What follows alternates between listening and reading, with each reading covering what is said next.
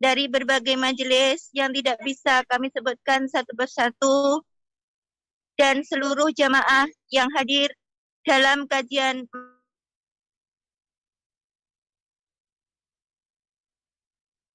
Madrasah Perantauan Online yang diselenggarakan pada sore hari. Pertama-tama, marilah kita panjatkan rasa puja dan puji syukur kita kehadirat Allah Subhanahu wa taala, yang mana pada kesempatan sore yang berbahagia ini kita masih diberi kesempatan untuk bertolabul ilmi meskipun lewat rumai dalam keadaan sehat walafiat tanpa ada halangan suatu apa. Biqaulina alhamdulillahirabbil alamin. Kedua kalinya salawat beserta salam semoga tetap tercurahkan kepada baginda Rasulullah Muhammad SAW yang senantiasa kita harap-harapkan syafaatnya kelak di hari yaumul kiamah biqaulina Allahumma sholli wa sallim wa barik alaih. Hadirin beserta jamaah yang dirahmati Allah Subhanahu wa taala, saya di sini selaku MC dalam rangka kajian rutinan setiap minggu Madrasah Perantauan Online. Langsung saja akan saya bacakan susunan acara sore hari ini sebagai berikut. Yang pertama pembukaan, kedua pembacaan kalam ilahi, yang ketiga sosialisasi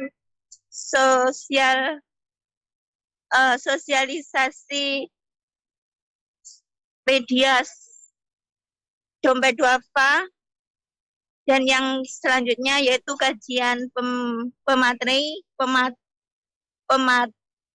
yang akan disampaikan oleh Ustadz Muhammad Sukron Muhtar LZ. Acara selanjutnya yaitu sesi tanya jawab, dan terakhir penutup atau doa. Hadirin yang dirahmati Allah Subhanahu wa taala, untuk mempersingkat waktu, marilah acara pada sore hari ini kita buka bersama dengan pembacaan Ummul Kitab. Semoga acara dapat berjalan lancar penuh dengan barokah. Liridaillahi ta'ala wa fi syafaati Rasulillah Muhammad sallallahu alaihi wasallam. Syaulillahi lahumul Fatihah. أعوذ بالله من الشيطان الرجيم بسم الله الرحمن الرحيم الحمد لله رب العالمين الرحمن الرحيم مالك يوم الدين إياك نعبد وإياك نستعين اهدنا الصراط المستقيم صراط الذين أنعمت عليهم غير المغضوب عليهم ولا الضالين. Alhamdulillahirabbil alamin. Kegiatan Madrasah Perantauan Online telah kita buka bersama dengan pembacaan Ummul Kitab. Untuk acara selanjutnya yaitu pembacaan kalam ilahi yang akan dilantunkan oleh Uti Erni Rosmiati dari Majelis JRH Yunlong. Kepada Uti yang bertugas, kami persilahkan. Alhamdulillah, terima kasih. Assalamualaikum warahmatullahi wabarakatuh. Waalaikumsalam warahmatullahi wabarakatuh. A'udzu billahi minasyaitonir rajim. Bismillahirrahmanirrahim. Wa aminu bima anzaltu musaddiqan lima ma'akum wa la takunu awwala kafirin bih wa la tashtaru bi ayati samanan qalilan wa iyaya fattaqun. Wala talbisul haqqa bil batili wa taqtumul haqqa wa antum ta'lamun. وأقيموا الصلاة وآتوا الزكاة واركعوا مع الراكعين Allah. فأتأمرون الناس بالبر وتنسون أنفسكم وأنتم تتلون الكتاب أفلا تعقلون واستعينوا بالصبر والصلاة وإنها لكبيرة إلا على الخاشعين Allah. الذين يظنون أنهم ملاقو ربهم وأنهم إليه راجعون Allah. يا بني إسرائيل اذكروا نعمتي التي أنعمت عليكم وأني فضلتكم على العالمين واتقوا يوما لا تجزي نفس عن نفس شيئا ولا تقبل منها شفاعة ولا يقبل منها شفاعة ولا يؤخذ منها عدل ولا هم ينصرون صدق الله العظيم. Wassalamualaikum warahmatullahi wabarakatuh. Waalaikumsalam warahmatullahi Waalaikumsalam wabarakatuh. warahmatullahi wabarakatuh. Sadaqallahul azim, sadaqallahul azim, sadaqallahul azim. Demikian tadi pembacaan kalam ilahi yang telah dilantunkan oleh Uti Erni. Semoga senantiasa kita membaca kalam-kalam ilahi dapat menambah keimanan dan ketakwaan kita kepada Allah Subhanahu wa taala. Amin amin ya rabbal alamin.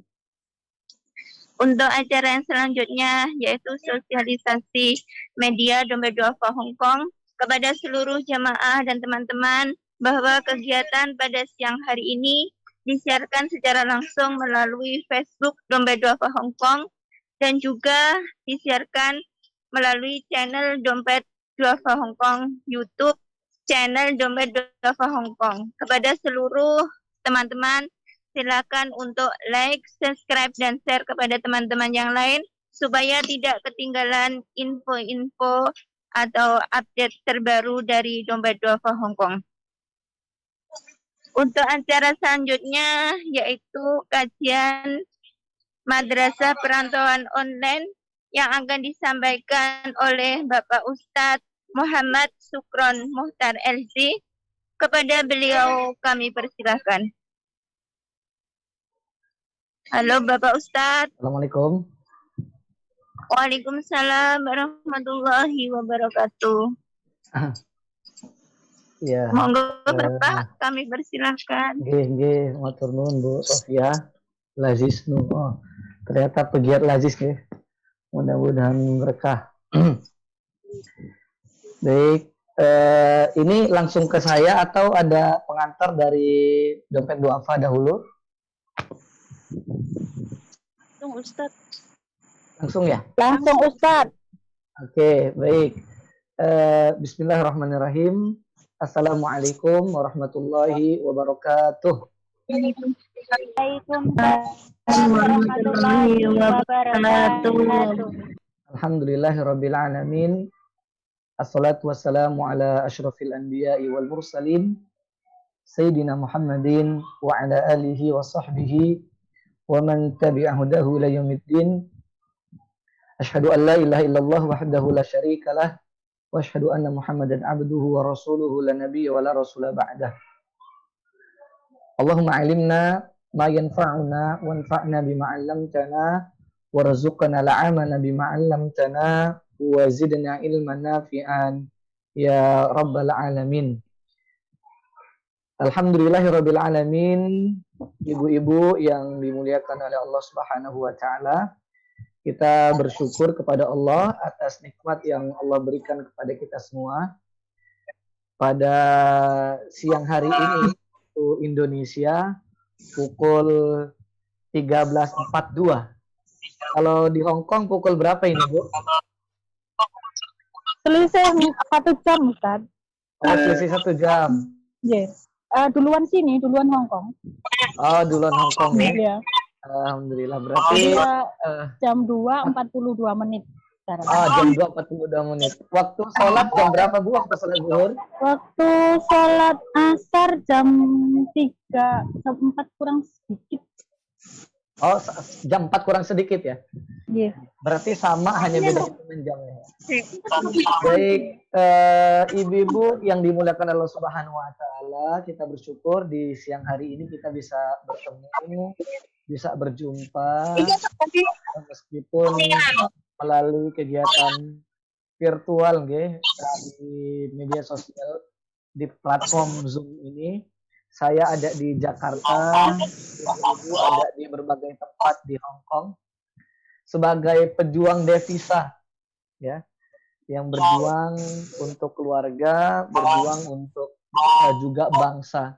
Mudah-mudahan ibu-ibu pejuang devisa yang ada di Hong Kong diberkahi oleh Allah Subhanahu wa taala hidupnya, diberikan kemudahan rezeki oleh Allah Subhanahu wa taala, diberikan kesehatan yang paripurna, dimudahkan untuk menggapai segala cita dan cinta.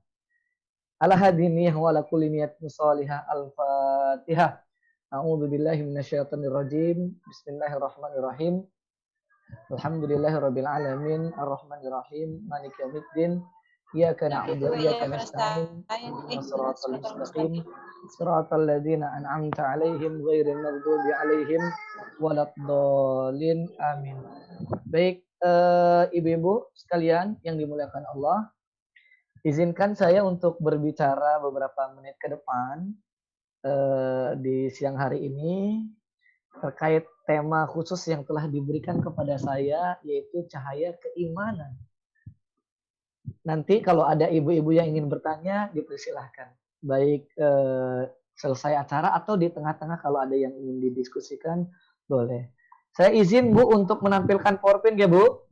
Mohon izin. Bismillah. Baik, kelihatan tidak PowerPoint saya, Bu? Kelihatan, Ustaz.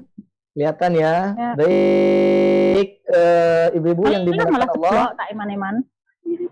Oh, jeblok, jeblok, Bu. Maaf, Ustaz. Oke, ada apa-apa, Bu? Baik, kedengaran suara saya, Bu? Jelas. Jelas, alhamdulillah. Ya, senang rasanya saya bisa berjumpa dengan ibu-ibu sekalian di siang hari ini waktu Indonesia dan juga waktu Hong Kong. Ini pertemuan pertama kita, Bu, ya. Sebelumnya saya dengan Hong Kong sudah bertemu kalau tidak salah, tetapi bapak-bapak semua saat itu. Dan saya dai ambasador Dompet Duafa tahun 2019. Saya bertugas 1 bulan penuh di Korea Selatan. Jadi belum bertemu dengan ibu-ibu. Mudah-mudahan ini pertemuan yang diberikan oleh Allah Subhanahu wa taala, diberikan karunia berbagai kenikmatan oleh Allah Tabaraka wa taala. Baik, ibu-ibu sekalian, berbicara terkait dengan iman, ini berbicara terkait dengan modal besar kita dalam kehidupan. Siapapun kita, apapun kerjaan kita, bagaimanapun status sosial kita, yang menjadikan kita mulia atau hina di hadapan Allah Ta'ala adalah keimanan kita. Kalau kita orang yang kurang baik soal rezeki, misalkan, kemudian juga pendidikan dan lain sebagainya. Tetapi kita punya keimanan yang baik, maka kita menjadi manusia yang mulia di hadapan Allah Subhanahu wa taala. Kalau ada orang yang pendidikannya tinggi, kemudian ekonominya juga baik, penghasilannya besar, tetapi ternyata dia jauh dari keimanan, maka pada hakikatnya dia berada dalam kerugian. Pada hakikatnya dia berada kerugian. Oleh sebab itu, keimanan adalah modal besar kita dalam kehidupan. Modal yang harus kita pertahankan, Bu. Dalam keadaan apapun, dalam kondisi apapun, iman ini menjadi modal utama dalam kehidupan. Gitu ya. Yang bisa membimbing kita dari kegelapan menuju cahaya. Yang bisa menyelamatkan kita dari kehinaan menuju kemuliaan. Dan keimanan itu dia memiliki cahaya. Dan bagaimana cahaya iman? Ini insya Allah sama-sama akan kita pelajari. Pada pertama saya ingin menyebut atau sama-sama kita mempelajari firman Allah Subhanahu wa taala pada Al-Qur'an surah An-Nur ayat ke-35. Allah Subhanahu wa taala mengatakan, A'udzu billahi minasyaitonir rajim. Bismillahirrahmanirrahim. Allahu nurus samawati wal ard. Mathalu nurihi kamishkah fiha misbah. Al-misbahu fi zujajah. Az-zujajatu ka'annaha kawkab durriyun yuqadu min syajaratin mubarakah. Zaitunatin la syarqiyah wala gharbiyah. Yakadu zaituha yudhi' walau lam tamsashu nar nurun ala nur yahdillahu li nurihi may yasha wa yadribullahu al-amsala linnas wallahu bikulli syai'in alim. Yang artinya Allah itu adalah pemberi cahaya kepada langit dan bumi. Artinya ibu-ibu, Allah itu adalah pusat cahaya. Cahaya yang menerangi kehidupan. Yang menerangi hati dari kegalauan. Sumber cahaya adalah Allah Subhanahu wa taala. Perumpamaan cahaya Allah itu disebutkan oleh Allah Subhanahu wa taala seperti sebuah lubang yang tak tembus, yang di dalamnya ada pelita besar gitu, seperti ditutupi oleh kaca. Pelita itu di dalam kaca. Nah, kaca itu seakan-akan bintang yang bercahaya seperti mutiara yang dinyalakan dengan minyak dari pohon yang berkah, yaitu pohon zaitun yang tumbuh tidak di sebelah timur dan juga tidak di sebelah barat, yang minyaknya saja hampir-hampir menerangi walaupun tidak disentuh api. Cahaya di atas cahaya, itulah Allah Subhanahu wa taala. Allah membimbing kepada cahayanya siapa yang Ia kehendaki, dan Allah memperbuat perumpamaan-perumpamaan bagi manusia. Dan sungguh Allah Subhanahu wa taala Maha mengetahui segala sesuatu. Melalui ayat ini, ibu-ibu yang dimuliakan oleh Allah Subhanahu wa taala, Allah menggambarkan kepada kita bahwasannya sumber dari cahaya yang juga berarti sumber dari kebahagiaan adalah Allah Subhanahu wa taala. Maka barang siapa yang ingin mendapatkan cahaya bahagia, maka dia harus menjadikan hidupnya bersandar kepada Allah Subhanahu wa taala melalui pondasi keimanan. Begitu. Mudah-mudahan ibu-ibu pejuang devisa yang ada di Hong Kong semuanya ini menjadi wanita salihah yang di dalam hatinya terdapat cahaya. Cahaya yang menghalangi ibu-ibu dari kemaksiatan. Cahaya yang menjadikan ibu semangat melaksanakan ketaatan. Nanti akan saya ceritakan. Manakala cahaya iman itu sudah ada pada diri seseorang, maka menjadikan dia dalam pribadi yang luar biasa. Ada dua cerita wanita solehah, nanti akan saya ceritakan. Kalau lupa nanti mohon diingatkan. Di zaman Sayyidina Umar ibn Khattab radhiyallahu ta'ala anhu, betapa hebatnya wanita saat itu karena keimanannya. Insya Allah nanti akan saya sampaikan. Nah, keimanan itu yang menjadi cahaya dalam kehidupan, dia merupakan sumber ketenangan. sumber ketentraman di dalam hidup. Ibu-ibu kalau punya masalah di pekerjaan, punya masalah di rumah tangga, kepada suami, kepada anak-anak, kepada orang tua, adik dan kakak, tetangga dan lain sebagainya, teman kerja, warga negara lainnya dan selainnya, maka mencari kebahagiaan itu adalah dengan menjadikan diri kita terpatri di dalam hatinya keimanan kepada Allah Subhanahu wa Ta'ala. Sebab Allah melalui surat Ar-Ra'd, Al-Quran surah Ar-Ra'du ayat ke-28 mengatakan, Alladzina amanu wa tatma'innu qulubuhum bi dzikrillah, ala bi dzikrillah tatma'innul qulub. Yaitu orang-orang yang beriman kepada Allah dan mereka yang hatinya menjadi tentram dengan mengingat Allah. Nah, artinya adalah mengingat Allah yang merupakan buah daripada keimanan itu adalah sumber ketenangan di dalam hidup. Tidak galau, Bu, dengan masalah rumah tangga. Tidak galau dengan masalah pekerjaan. Tidak galau dengan masalah pertemanan. Mengapa? Karena di dalam hatinya sudah ada keimanan. Yang keimanan itu menyala. Keimanan itu menjadikan dia cahaya. Meskipun dia berada di dalam kegersangan hidup bersama warga negara yang barangkali non-muslim. Tetapi dia tetap menjadi manusia yang taat karena ada iman di dalam diri dia. Inilah keimanan sumber ketenangan yang menjadikan cahaya. Meskipun dia orang yang biasa-biasa saja, tetapi dia menjadi orang yang mulia. Dimuliakan oleh makhluk Allah lainnya karena keimanan yang ada pada dirinya. Oleh sebab itu kita sebagai kaum muslimin, terutama ibu-ibu yang disebutkan oleh para ulama sebagai madrasatul ula, yaitu sekolah pertama bagi anak-anaknya, harus memancar keimanan pada dirinya. Yang sebelumnya perlu ditanamkan keimanan, keyakinan, kepercayaan kepada Allah Subhanahu wa Ta'ala, kepada Rasulnya, kepada kitabnya, kepada malaikatnya, kepada takdirnya, juga kepada hari akhir. Ini adalah keimanan yang menjadikan kita bahagia. Ada hutang, kita tetap memikirkannya, tetapi kita tidak menjadi manusia yang putus asa karena ada keimanan. Ada masalah dengan keluarga, kita tetap bersedih tetapi tidak menjadikan pribadi yang galau hingga berputus asa karena ada keimanan dalam hati kita.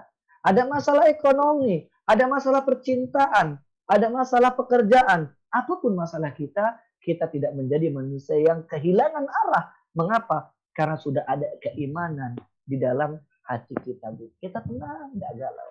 Enak, hidup enak. Sholatnya nikmat. Bekerjanya bahagia. Ngajinya seneng. Dengerin dauh para guru. Ini hidup yang tentram. Hidup yang nikmat. Seperti kehidupan para ulama. Guru-guru kita.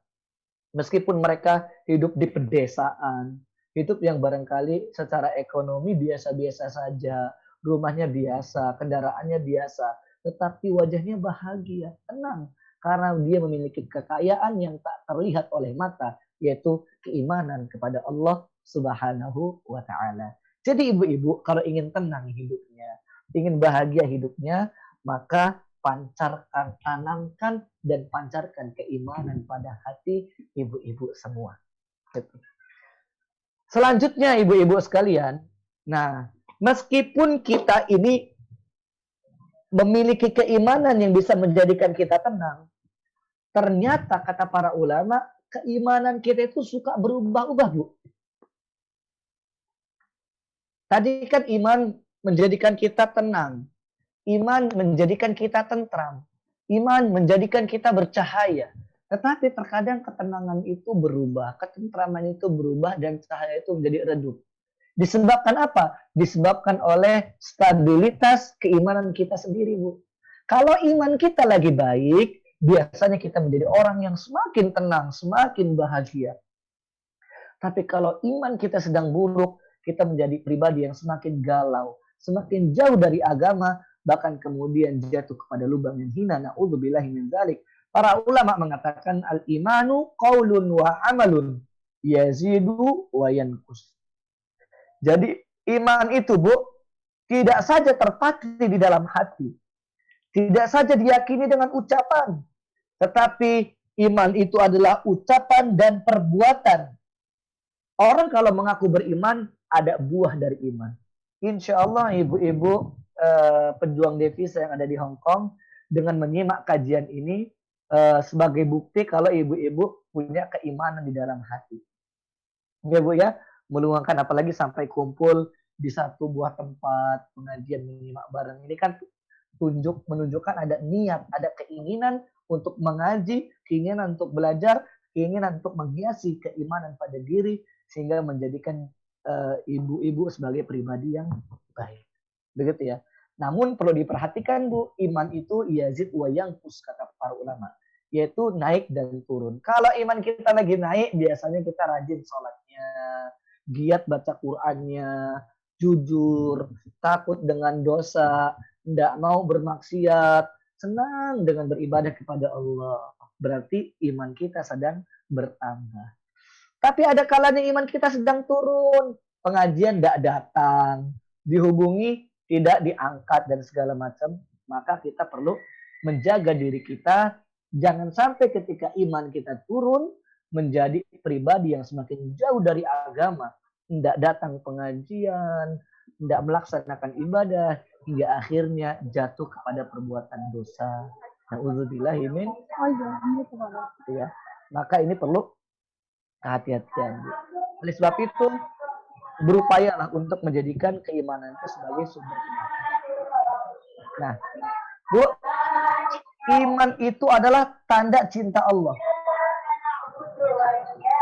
Kata Rasulullah sallallahu alaihi wasallam, "Innallaha man yuhibbu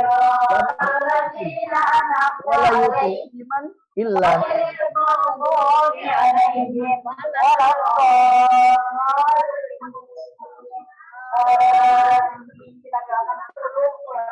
Oke, ada suara masuk kayaknya, Bu.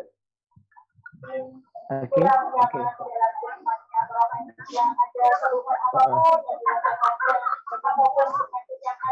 Baik. Halo, suara saya terdengar, Ibu?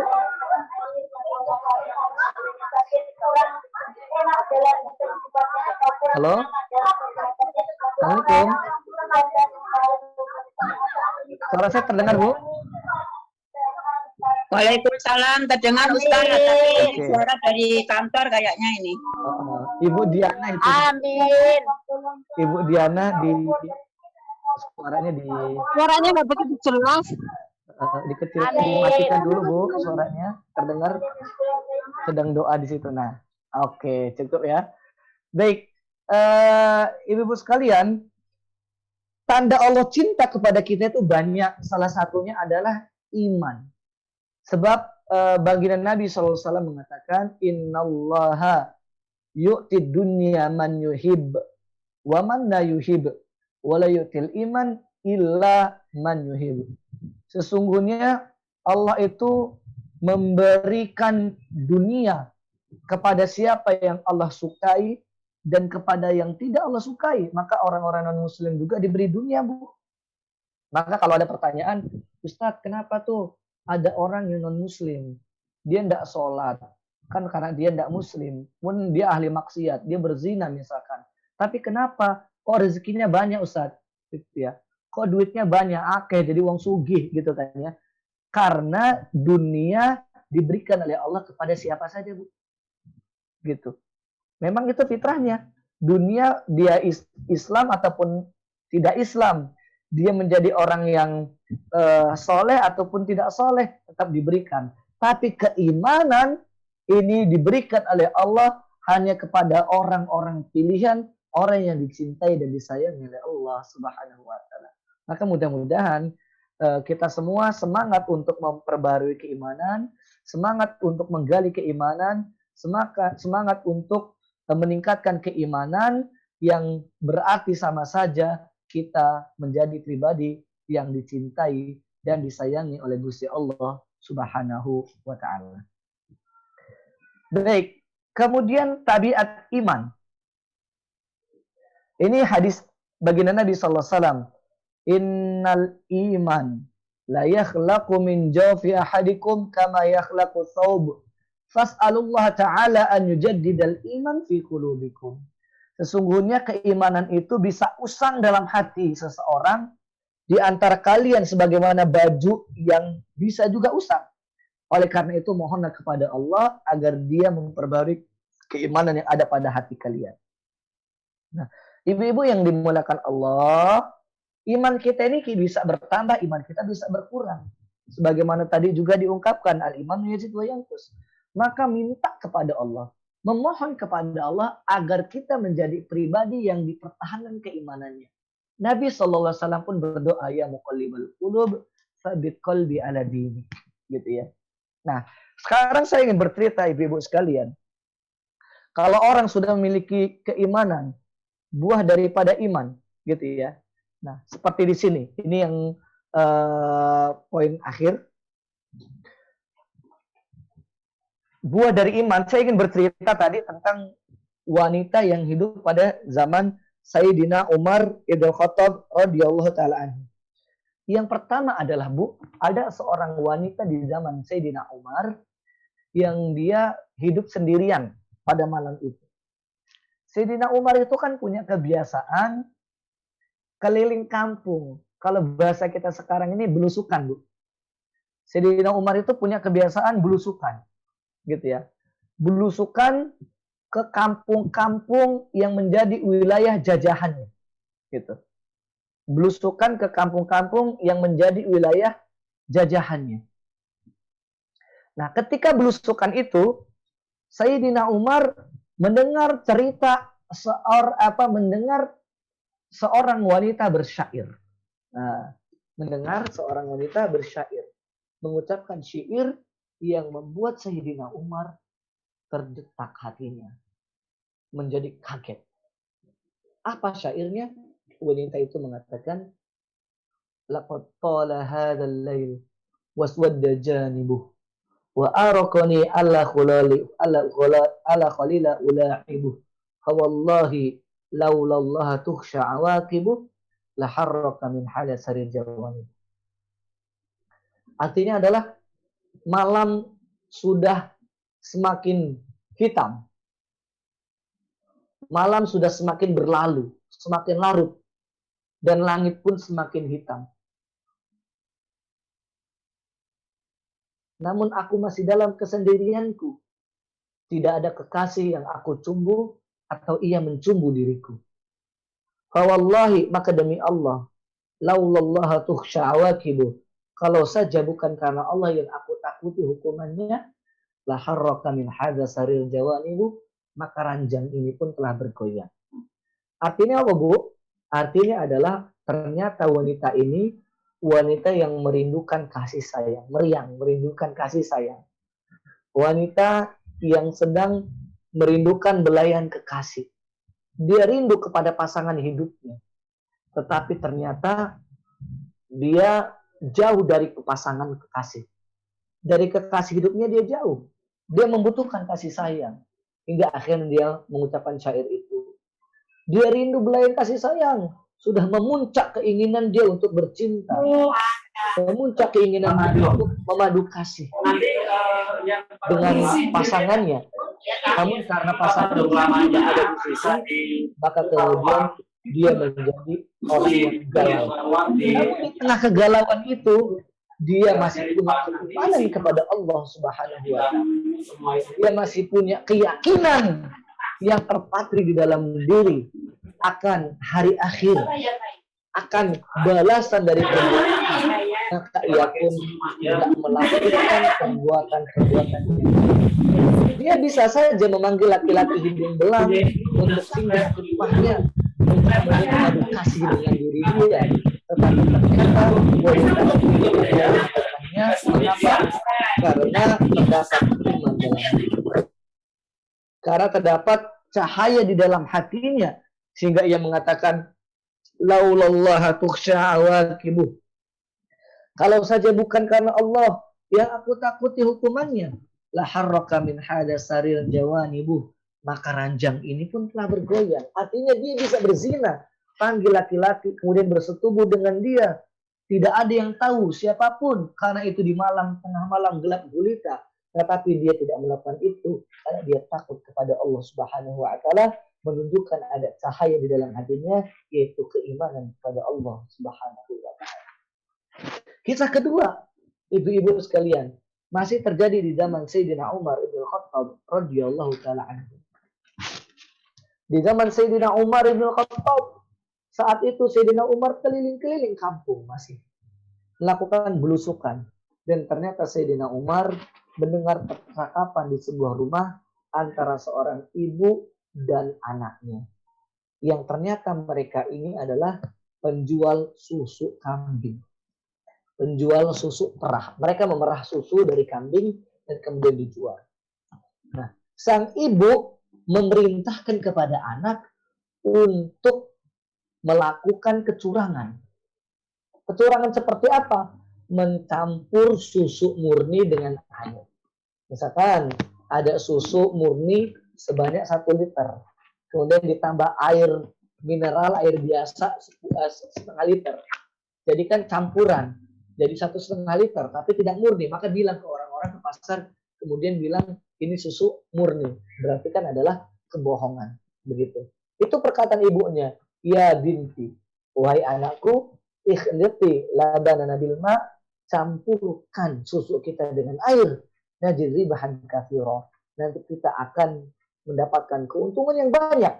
Tapi apa anaknya mengatakan, ya ummi, wahai ibuku, mana anak Umar? Sayyidina Umar telah melarang perbuatan curang, tidak boleh. Mereka tidak sadar berdua ini, Sayyidina Umar melintas di depan rumah mereka dan mendengar percakapan mereka. Sang ibu pun mengatakan, Inna Umar la yaro. Sudahlah nak, Umar kan tidak lihat. Sayyidina Umar tidak tahu, udah tidak apa-apa, lakukan saja. Kita bisa untung banyak nih, dapat uang. Gitu kan? Apa kata anak tersebut? Na'am ummi, inna Umar la yaro. Walakin Rabbu Umar yaro. Benar ibuku, memang Sayyidina Umar tidak melihat, tetapi Tuhan yang Sayyidina Umar maha melihat. Akhirnya tidak jadi kecurangan itu, dan apa yang yang terjadi, ternyata Sayyidina Umar berdecak kagum, pulang Sayyidina Umar, dan besok harinya Sayyidina Umar kembali ke rumah itu, membawa anak laki-lakinya. Untuk apa? Untuk melamar wanita tadi, dinikahkan dengan anak laki-laki Sayyidina Umar bin Khattab radhiyallahu taala anhu. Dari pernikahan inilah kemudian lahir keturunan-keturunan hebat, di antaranya adalah yang menjadi cucu mereka itu Umar bin Abdul Aziz, seorang panglima besar, khalifah yang memimpin dengan waktu yang singkat 2,5 tahun, tapi kesejahteraan terjadi di dalamnya. Artinya ibu-ibu sekalian, manfaat iman kalau sudah terpatri dalam diri, dia akan menjadikan manusia itu mulia, meskipun ada di tempat yang hina.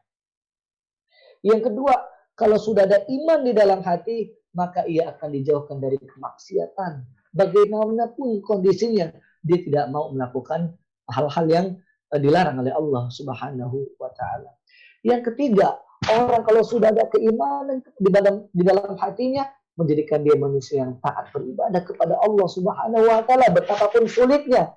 Sebagaimana kisahnya Sayyidina Bilal bin Rabah ketika itu dibentangkan di atas padang pasir, diletakkan batu hitam di atas dadanya, diminta untuk mengucapkan kalimat kekufuran, tetapi beliau tidak mengatakan kekufuran, justru dia mengatakan ahad Allah satu. Dia enggak menjual akhirat dia dengan dunia yang hina. Begitu ya, artinya tetap bertahan di dalam ketaatan. Begitu juga yang terjadi pada sahabat Yasir. Anaknya bernama Ammar bin Yasir dan istrinya yang bernama Sumayyah. Mereka bertiga disiksa oleh kafir Quraisy dengan siksaan yang maha dahsyat. Rasulullah menyaksikan tapi tidak bisa memberikan pertolongan karena kekuatan Islam saat itu belum kuat. Rasulullah SAW hanya bersedih, menangis, dan kemudian menghibur mereka dengan mengatakan, Sabran ala Yasir, fa inna mu'idakumul jannah. Bersabarlah wahai keluarga Yasir, karena sesungguhnya balasan yang akan Allah berikan buat kalian adalah surganya Allah Subhanahu wa ta'ala.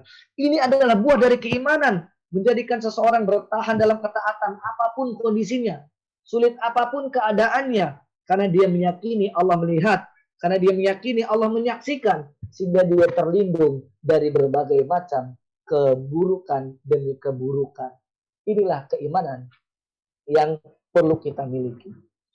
Satu ayat Allah Subhanahu wa taala dalam Quran surah Al-Hujurat, Allah Subhanahu wa taala mengatakan, "Walakinnallaha habbaba ilaikumul iman wa zayyanahu fi qulubikum wa qarraha ilaikumul kufra wal fusuq wal isyan ulaika humur rasyidun."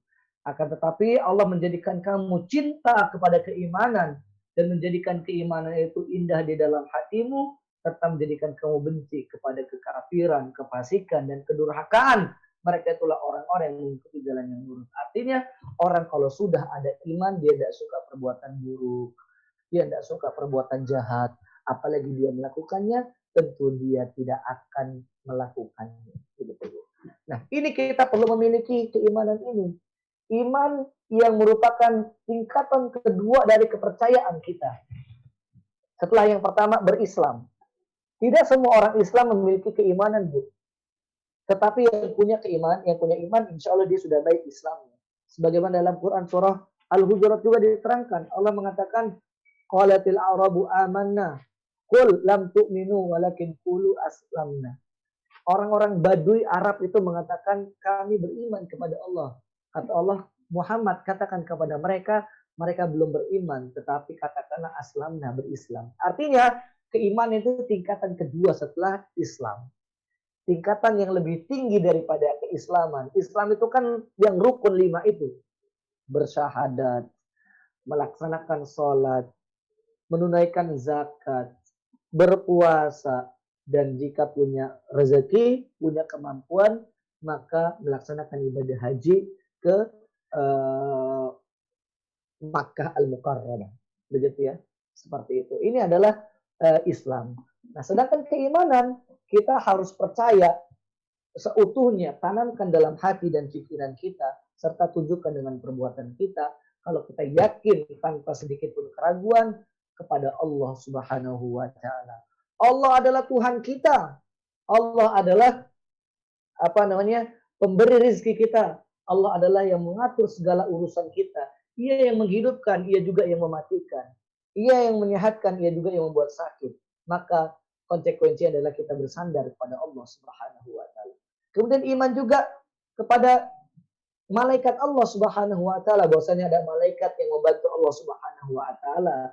Ada malaikat yang mengantarkan wahyu, ada malaikat yang mencatat keburukan, ada malaikat yang mencatat kebaikan, ada malaikat yang menyiksa, ada malaikat yang menjaga surga, dan banyak malaikat Allah Subhanahu wa taala.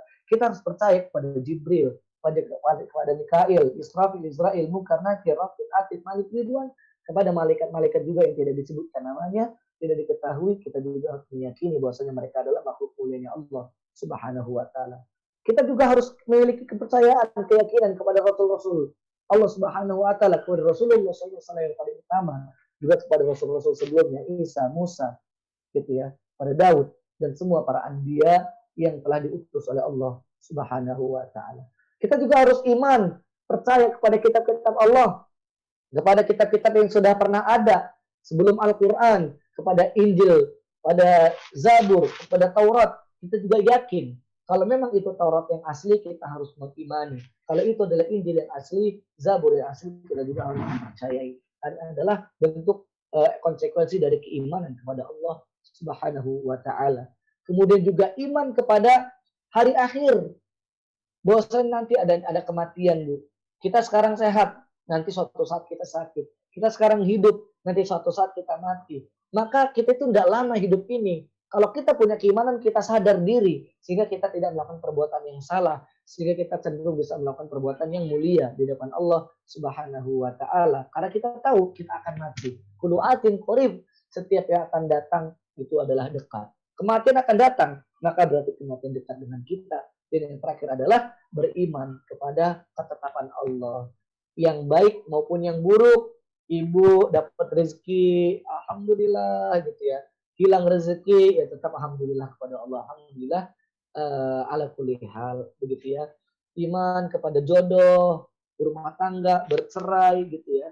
Anak sakit dan segala macam. kita harus berhusnudzon kepada Allah Subhanahu wa taala, tidak berburuk sangka kepada Allah, hubungan dengan orang tua dan segala macam.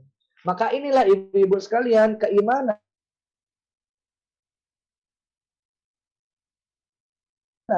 dia cahaya keimanan yang harus terpatri dalam diri kita. Ilah iman, karena iman ini yang menjadi cahaya dalam jiwa kita, memberikan cahaya, menjauhkan kita dari dosa, memudahkan kita melakukan pahala, bahkan kemudian menjadikan kita mendapatkan balasan yang begitu luar biasa di akhirat maupun di dunia. Mudah-mudahan kita semua termasuk manusia hamba Allah yang giat meningkatkan keimanan dengan pengajian begini. Saya senang tadi ibu-ibu bercerita tadi kalau pengajian ini adalah bulanan, Masya Allah, dengan narasumber yang berbeda-beda, barangkali kan disertai dengan lantunan Al-Quran, doa bersama, baca Al-Quran bersama. Ini adalah satu buah kebaikan yang nanti insya Allah kita akan mendapatkan manfaatnya di hari akhirat. Mudah-mudahan bermanfaat ibu-ibu sekalian. Mohon maaf atas ketidaknyamanan, atas kekurangan. Apa yang saya sampaikan kurang lebih 45 menit saya menyampaikan tausiah ini, menyampaikan mau'izah hasanah ini. Jika nanti ada hal yang perlu kita diskusikan, ibu-ibu ingin bertanya, maka kami persilahkan baik melalui langsung suara ataupun melalui pesan di room chat. Itu Bu ya. Sekali lagi saya mohon maaf atas ketidaknyamanan. Kepada Allah Subhanahu wa taala saya mohon ampun. Billahi taufiq wal hidayah, wallahu muwaffiq ila aqwamit thoriq. Wassalamualaikum warahmatullahi wabarakatuh. Waalaikumsalam.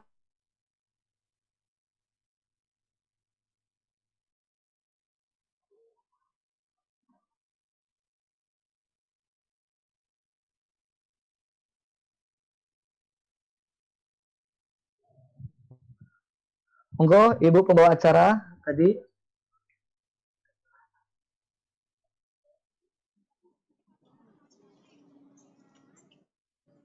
Ibu Sofia.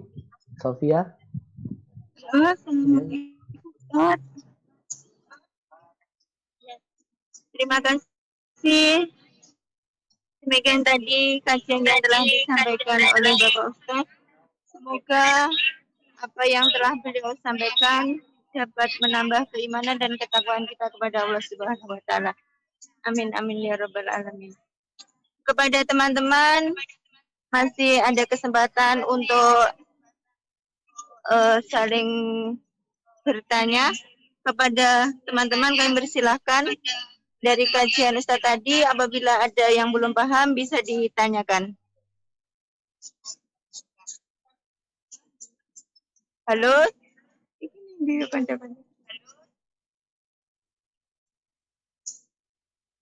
Ya, halo, terdengar. Bu.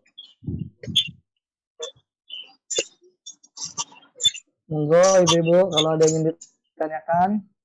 Halo, jika ada yang bertanya, kami persilakan. Masih ada waktu.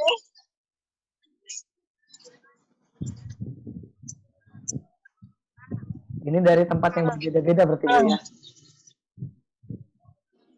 Iya. Oke, siapa itu? Silakan. Halo.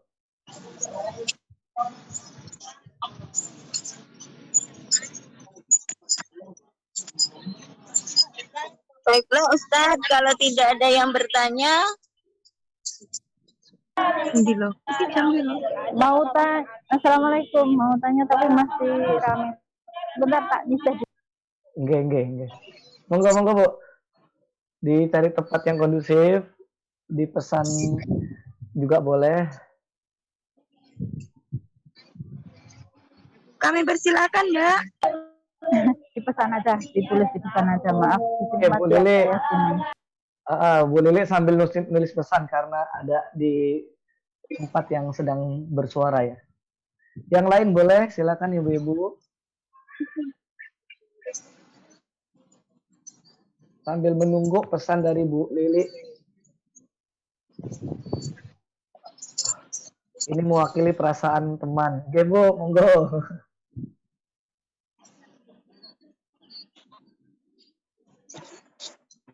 Assalamualaikum Pak Ustadz. Waalaikumsalam. Mbak Sulastri, monggo Mbak. Oh, ini Ngeten Pak Ustadz, begini Pak ya.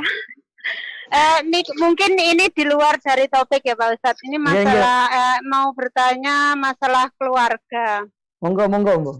Iya, seandainya suami itu mengajak, begini maksudnya pernah mengatakan hidup sendiri-sendiri gitu Pak Ustadz ya.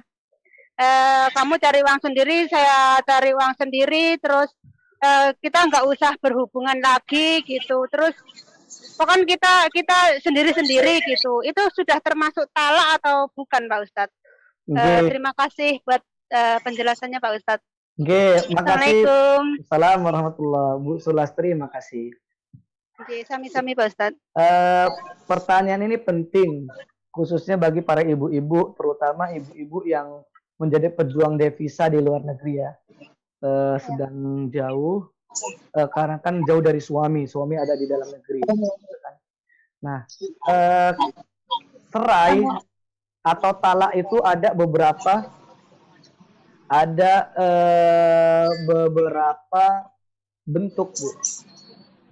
Ada yang namanya talak dengan bahasa terus terang, bahasa yang jelas, seperti kamu saya ceraikan. Nah, ini jatuh talak, gitu ya. Jatuh talak ini tidak perlu pertanyaan, ini udah jelas, gitu ya. Walaupun itu maaf Pak Ustadz, walaupun itu melalui tulisan nggak apa-apa Mbak. Nggak apa-apa. Termasuk talak. Kalau dia mengatakan kamu saya talak meskipun tulisan ataupun lisan, itu jatuh talak. Begitu ya. Seperti itu. Misalkan WA, sekarang banyak Bu ya, WA. Iya, lewat WA. Waktu nikahin baik-baik, melamar baik gitu ya. Waktu nikah baik, manis-manis, giliran cerai pakai WA. Itu saya juga tidak setuju dengan laki-laki yang begitu. Kalau mau cerai ya cerai dengan. Sakit, Pak Ustadz. Iya Bu, gitu. Sabar Bu. Banyak yang banyak yang mengalami begitu. Itu kan tidak benar. Iya. Artinya kalau cerai itu kan sesuatu yang tidak disukai di dalam Islam, tapi dibolehkan, begitu ya. Nah, makanya orang kalau mau bercerai itu semestinya dengan baik-baik, sebagaimana dia melamar baik-baik, menikahi baik-baik, bercerai pun dengan baik-baik. Nah, yang pertama Bu, baik dengan tulisan ataupun dengan ucapan itu jatuh, begitu ya. Nah, ada bentuk cerai lain, salah lain dengan kalimat kiasan. Misalkan dalam bahasa Arab ada yang disebut dengan zihar, Bu. Zihar itu artinya punggung. Misalkan gini, dia mengatakan anti kazohri umi, kamu seperti punggung ibuku. Nah, kalau dia mengatakan seperti itu jatuh cerai. Mengapa? Karena kan punggung ibu haram ya.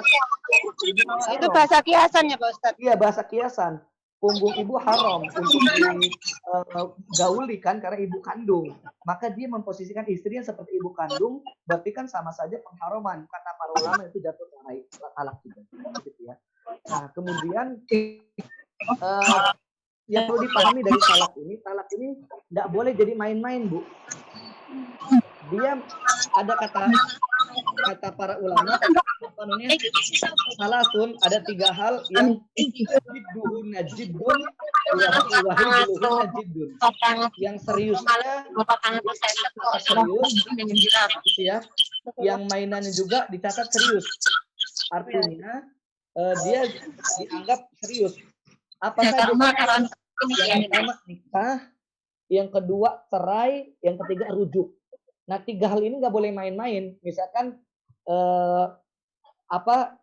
ada saya dengan seorang bapak punya anak gadis misalkan. Mainan, dia mengatakan saya nikahkan kamu dengan anak gadisku dengan mas kawin jam tangan ini, mainan gitu ya. Saya mengatakan saya terima nikahnya dengan mas kawin tersebut, kemudian ada 2 orang di samping kanan kiri mengatakan sah, itu sah meskipun mainan, gitu ya. Sama juga dengan cerai mainan. Saya ceraikan kamu, niatnya mainan, itu jatuh cerai, gitu ya. Kemudian kayak rujuk pun sama, itu jatuh. Artinya maksudnya apa? Islam itu nggak boleh main-main dengan perkara yang 3 ini, harus serius, gitu loh. gitu kan. Nah, terkait dengan pertanyaan Ibu tadi, bagaimana dengan wanita yang dikatakan oleh suaminya, apa namanya, kita hidup masing-masing, saya hidup sendiri, kamu hidup sendiri, gitu ya. Kemudian apa namanya, kita juga tidak hidup tinggal satu rumah lagi, tidak tinggal satu ranjang. Itu secara makna sebenarnya jatuh talak, tetapi baiknya ditanyakan kepada dia, maksudnya Bapak loh. begitu. Baiknya ditanyakan kepada laki-laki tersebut baiknya apa. Tetapi secara makna itu kan artinya dia mentalak dengan kiasan tadi, gitu Bu ya. Karena kan nafkah itu tanggung jawab dia, begitu kan, tanggung jawab suami kepada istri. Kemudian juga tempat tinggal, memberikan perlindungan rumah, tempat tinggal, memberikan perhatian moral, memberikan hak batin, itu kan apa namanya, tanggung jawab suami. Kalau dia mengatakan gitu berarti sudah masuk posisi salah. Tapi baiknya ditanyakan saja kepada dia. Kalau memang masuk talak, ya udah. Begitu Bu Sulastri ya. Oke. Terima kasih Pak Ustadz atas penjelasannya ya. Assalamualaikum Pak Ustadz. Assalamualaikum warahmatullahi wabarakatuh Bu. Mudah-mudahan lancar urusan. Sekarang saya baca pesan sini ya. Tadi dari Bu Lili. Bu Sofia mohon izin di mute aja Bu suaranya. Bu Sofia di karena mengganggu. Nah, Bu Sofia di suaranya di ini kan. Nanti kalau mau bicara baru dihidupkan lagi. Oke. Di mute aja Bu suaranya. Kemudian pertanyaan kedua ini mewakili perasaan teman katanya, Bu Lili. Kenapa kok Allah tidak adil kepada umat Islam? Kok selalu dizalimi? Kok tidak dibela gitu? Terus apa karena kita umat Islam kurang beriman? Terima kasih dan mohon maaf. Pertama, Bu, kalau kita mengatakan Allah tidak adil itu salah. Gitu ya. Allah tidak adil itu salah. Allah itu adil, Allah Maha Adil. Membalas perbuatan seseorang, adanya akhirat itu menunjukkan Allah adil. Adanya surga dan neraka menunjukkan Allah adil. Yang berbuat baik nanti akan diberikan pahala, diganjar surga. Yang berbuat jahat nanti akan diberi dosa dan masuk ke neraka. Itu adalah bukti adilnya Allah. Begitu. Jadi salah kalau kita mengatakan Allah tidak adil. Lalu bagaimana kalau kita melihat kok umat Islam itu dizolimi? Maka dalam bab ini adalah kita memandangnya sebagai ujian, Bu. Sejauh mana kita sabar sebagai umat Islam. Sabar bukan berarti diam, tapi sabar melakukan upaya menjadi sesuatu yang lebih baik. Begitu, Bu. Bukan sabar, udah papa dizolimi, ini adalah takdir Allah. Bukan, tetapi kita berupaya agar kita keluar dari kezoliman itu. Gitu, Bu ya. Nah, sekaligus selain bahan muhasabah renungan buat kita, gitu ya, sabar kalau ini ujian, ini juga adalah renungan buat kita untuk evaluasi diri, Bu. Evaluasi diri, kok kita bisa begini? Nah, jangan-jangan seperti apa yang digambarkan oleh Nabi SAW. Ada waktunya umat Islam itu banyak, tapi seperti buih di lautan, tidak ada nilai. Saling sikut menyikut sama umat Islam, begitu ya, mikirin diri sendiri, sesama ormas saling menyinggung. Ini kan tidak baik. Beda pengajian saling menyakiti, ini kan yang tidak baik. Maka PR buat kita sebagai umat Islam untuk baik ibadahnya, baik ukhuwahnya, ukhuwah islamiyahnya, ukhuwah basyariahnya, ukhuwah watoniyahnya, gitu ya, kita baiki semua. Jadi di situ bukan karena Allah Subhanahu wa taala tidak adil, tetapi adalah sebagai evaluasi kita. Apakah tanda kurang beriman? Bisa jadi. Sebab kalau kita maksimal imannya, kita juga menjaga persatuan, menjaga ukhuwah di antara kita semua. Gitu Bu Lili ya. Terima kasih Bu Lili. Terima kasih Ustaz. Jelas mereka juga dianya juga mendengarkan kok. Terima kasih. Assalamualaikum. Sama-sama. Assalam semuanya, mudah-mudahan bermanfaat Bu ya. Ini ada titipan pertanyaan dari teman saya. Apakah masalah keluarga? Apakah hutang suami istri wajib membayarnya Pak Ustadz? Jadi yang pertama, hutang itu adalah sesuatu yang bukan main-main ya. Yang pertama, hutang itu adalah sesuatu yang bukan main-main. Hutang itu sesuatu yang bukan main-main. Dia harus dianggap sebagai hutang. Karena tidak bisa dia selesai dengan di dunia aja, tetapi di akhirat juga akan dituntut. Begitu ya. Itu adalah hutang piutang. Nah, oleh sebab itu seseorang perlu hati-hati.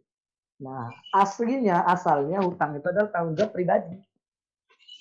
Misalkan suami Ibu Nurul misalkan, ini kan pertanyaan titipan, berhutang, maka tanggung jawab dia, begitu loh, tanggung jawab untuk menyelesaikan. Kecuali adalah memang untuk urusan bersama dan komunikasi di awal, begitu Bu, komunikasi di awal untuk kemudian bareng-bareng cerita kita akan berhutang, maka nanti sang istri juga menjadi tanggung jawab karena tahu, begitu ya. Maka karena utang piutang itu kan ada saksi Bu bagusnya. Kata Allah Subhanahu wa taala, ya ayyuhallazina amanu idza tadayantum bidainin ila ajalin musamma faktubuh.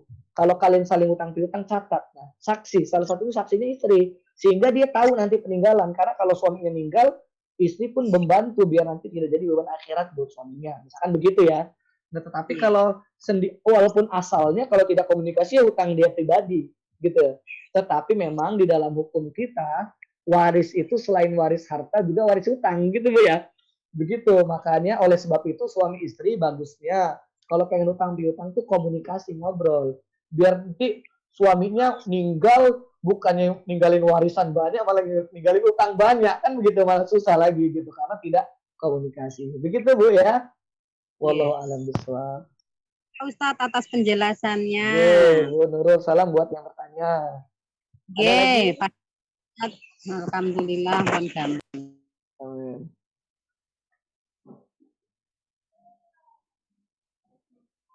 Assalamualaikum Ustaz. Waalaikumsalam, Sopo. Oke, Bu Karsi, Bu Rati Karsida. Monggo, Ya, Bu. ada titipan pertanyaan dari teman ini, Tat, masalah ibaratnya ya harta gono gini kayak gini. Ceritanya gini, teman saya nikah. Terus nikah habis itu dianya beli tanah. Habis beli tanah, dia sama suaminya pisahan. Cerai. Nah, habis cerai, berselang berapa tahun, suaminya itu nikah lagi. Nah, tanah yang dibeli sama istri pertama mantan istri pertama itu dibikin rumah oleh suaminya dan istri yang baru. Nah, habis itu mantan suaminya meninggal dunia. Nah, si yang mantan istrinya mau yang ditanyakan, apakah anaknya yang sama suaminya yang almarhum meninggal itu punya hak di tanah itu? Karena sekarang kan tanah itu dibangun rumah oleh istri barunya seperti itu. Nah, ini ibunya masih bingung apakah dia punya hak sama anaknya atas tanah yang dibeli waktu almarhum masih hidup, masih menjadi suaminya seperti itu. Oke, Bu. Oke. Jadi terkait dengan ini kan polemiknya udah jauh ya. Yang pertama tadi kan saya tangkap itu yang beli adalah istrinya. Gitu Bu ya? Ya, pokoknya pertama. Uangnya uang dia. Gitu kan ya. Uang dia atas usaha dia, maka semestinya itu adalah punya perempuan itu. Begitu ya, ketika cerai pun punya dia. Maka baiknya sebenarnya ini kan kesalahannya adalah satu, Bu. Kesalahannya ketika cerai itu tidak langsung diurus. Itu salahnya di situ. Nah, baiknya adalah ketika cerai, maka di dalam Islam itu ketika cerai atau ketika ditinggal wafat itu langsung diurus, Bu. Karena kalau yang terakhir kan, kalau yang kedua kan jatuhnya dia bukan cerai, dia kan meninggal, Bu ya. Jadi warisan jatuhnya.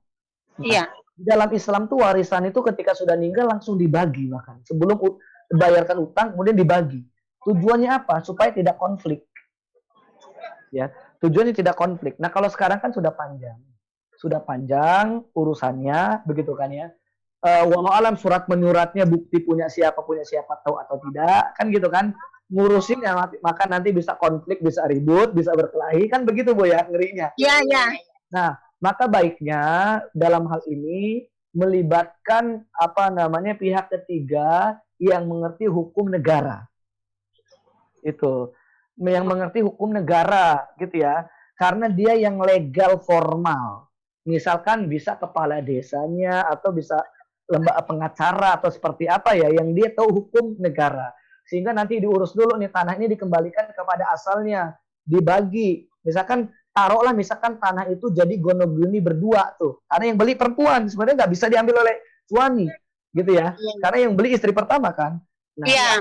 tapi kalau misalkan nggak bisa, maka itu harus punya istri yang pertama, begitu kan? Dan istri kedua pun nggak punya warisan karena itu bukan punya suaminya, begitu kan? Nah, kalau misalkan itu setengah, ternyata disepakatinya setengah-setengah, maka ya berarti tanah itu setengahnya punya istri pertama. Nah, setengahnya itu yang kemudian diwariskan oleh mereka, dibagi-bagi sekian persennya. Begitu Bu ya. Kalau asalnya sih sebenarnya itu haknya istri, tetapi kan salahnya adalah tidak diurus dari awal, langsung diambil oleh dia. Kan ada sertifikat semestinya. Begitu. Itulah pentingnya dalam segala sikap itu ada formal-formal Bu. Ibu-ibu misalkan nih ibu-ibu, ya kita kan nggak mau dalam kondisi sulit Bu ya, na'udzubillah. Misalkan ibu-ibu masih berumah tangga nih, ada suami di rumah, kan ibu susah payah nyari kerjaan di Hong Kong, bekerja, ngumpulin uang, begitu kan? Ngumpulin uang, baiknya langsung diurus, beli sesuatu ya atas nama ibu atau seperti apa. Kalau tuh mau kasih ke suami, boleh diniatkan itu. Kalau punya hak ibu juga bisa, dan kemudian diurusi pencuratan itu, termasuk ketika ibu punya tanah dipakai orang, harus dibuat perjanjiannya, ini pakainya dalam rangka apa, begitu kan? Biar tidak ada kerugian di kemudian hari, kemudian utang piutang juga dicatat. Walaupun memang ada kenyataan seperti ini, kayak tadi kan pertanyaan hutangnya itu mirip, ada kenalan ibu saya, kenalan teman saya, ibunya teman saya itu jadi pejuang devisa Bu, sama kayak ibu-ibu di luar negeri, kalau nggak salah di Hongkong atau siapa ya, atau di mana, dia itu nyari uang untuk bayar hutang bapaknya aja, begitu. Untuk bayar hutang bapaknya, jadi dia sampai sekarang nggak punya hutang. Padahal bapaknya nggak bisa ngapa-ngapain, begitu. Itu kan kesalahan yang dituntut mereka ini, itu kan kesalahan karena administrasi di bawah. Jadi untuk sikap yang keadaan ini, saran saya adalah melibatkan pihak yang ngerti hukum negara, biar tidak terjadi konflik dan polemik. Kalau nggak nanti bisa berkelahi, bisa ribut. Begitu Bu ya. Wallahu a'lam. Terima kasih atas penjelasannya Ustaz. Oke, Bu Rati, sehat. Salam buat teman-teman. Bu, rame ya, Masya Allah. Nikmat pengajiannya di alam. Oke, ada lagi, Bu? Terima kasih. Oke. Assalamualaikum warahmatullahi Warahmatullahi. wabarakatuh. Ada lagi yang ingin bertanya atau cukup?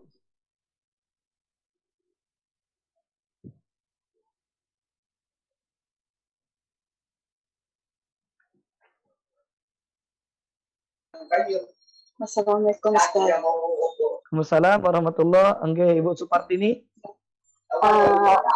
Biar iman kita gampang turun Ustaz. Oke. Baik, iman kita agar tidak gampang turun itu ada beberapa hal yang perlu kita lakukan, Bu. Setidaknya ada 5, Bu. Ada 5 yang perlu kita kerjakan. Yang pertama adalah ikhlas karena Allah. Nah, dalam beramal tuh harus ikhlas, Bu. Jaga ikhlas. Sholatnya karena Allah, puasanya karena Allah, baca Qur'annya karena Allah, ngajinya karena Allah, taklimnya karena Allah, kumpul-kumpulnya karena Allah. Jadi kalau orang karena Allah, dia nggak akan kecewa. Nggak akan kecewa. Sehingga saya sering mengatakan, kalau niat kita sudah lillah, kita nggak akan lelah. Justru aktivitas kita mengantarkan kita menuju jannah. Jadi gitu, Bu. Ibu pengajian nggak capek karena Allah. Dipuji, ibu hebat gini, hebatnya rajin, nggak terbang. Dicaci, nggak datang gini, nggak tumbang. Karena Allah. Jadi iman kita nggak akan turun, begitu ya. Jadi iman kita dijaga. Karena ada perkataan juga dari ulama besar yang mengatakan, ma laisa lillahi la yanfa' wa la yadum. Segala sesuatu yang dikerjakan karena Allah tidak bermanfaat. Segala sesuatu yang dikerjakan bukan karena Allah tidak bermanfaat dan tidak bertahan lama. Artinya kalau ingin bertahan lama iman kita dan bermanfaat iman kita, pastikan karena Allah. Ini yang pertama, Bu ya. Yang kedua adalah sertai dengan ilmu, Bu. Nah, jadi pelajari, rajin belajar. Rajin ngaji, pengajian, dengerin nih. Kayak gini nih. Tujuannya apa? Ilmu itu mengokohkan iman. Gitu. Ada perkataan dari Umar bin Abdul Aziz yang mengatakan, Man a'badallah bi ghairi ilmin kana yufsidu aktsaru mimma yuslih. Barang siapa yang beribadah kepada Allah tanpa ilmu, kemungkinan rusaknya lebih banyak daripada kemungkinan baiknya. Artinya adalah coba rajin belajar, mengokohkan ilmu, rasikh ilmunya. Gitu ya. Ini yang kedua, bukankah perintah Allah juga? Yang pertama adalah iqra, bacalah.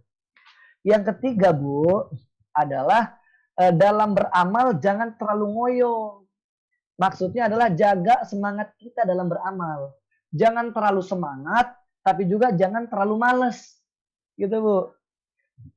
Jangan, abis dengar pengajian tentang keutamaan baca Quran. Langsung, saya akan baca Quran 2 juz per hari. Bismillah. Baca Quran ini paling 3 hari, seminggu berhenti. Kenapa? Lebay. Gitu ya. Habis keutamaan sholat malam. Bismillah, saya akan sholat malam setiap malam. Ini nggak lama orang begini. Biasanya seminggu istirahat capek. Artinya apa? Nggak usah ngoyo dalam beragama. Rasul mengatakan, halakal mutanati'un, halakal mutanati'un, halakal mutanati'un. Celakalah orang yang berlebihan, celakalah orang berlebihan, celakalah orang berlebihan. Nggak usah berlebihan. Artinya sedang-sedang saja, Bu. Kalau saatnya jalan-jalan, ya monggo jalan-jalan. Saatnya istirahat, ya monggo istirahat. Saatnya makan, ya monggo makan. Jadi tunaikan hak kita semuanya. Hak hati, hak pikiran, hak akal, hak badan, gitu Bu. Hak Allah, begitu Bu ya. Jadi jaga intensitas. Yang keempat adalah bergaul dengan teman yang baik. Bergaul dengan teman yang baik.